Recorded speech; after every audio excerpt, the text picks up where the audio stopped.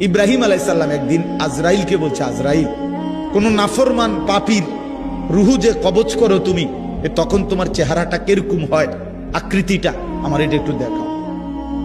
হযরত ইব্রাহিম আলাইহিস সালামকে আজরাইল বলছে, আল্লাহর কসম হে নবী, আপনি সহ্য করতে পারতেন না, আপনি এটা দেখতে চাইেন না। ইব্রাহিম আলাইহিস সালাম বললেন, না, আমার একটু হলেও দেখাও।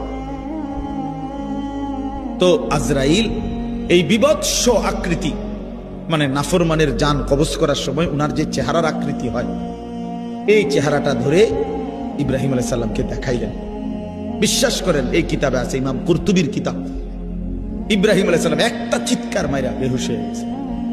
হুঁশ আসার পরে ইব্রাহিম আলাইহিস সালাম বললেন, আল্লাহর কসম, আয় আল্লাহ, মালিক আপনার কসম, কবরের আযাব, জাহান্নামের আযাব কোন নাফরমানের জন্য কিছুই লাগবে না, শুধু আজরাইলের এই ভয়ানক দৃশ্য জান কবজের সময় একবার দেখলেই তার সারা জিন্দেগীর নাফরমানির শাস্তির জন্য এটাই যথেষ্ট।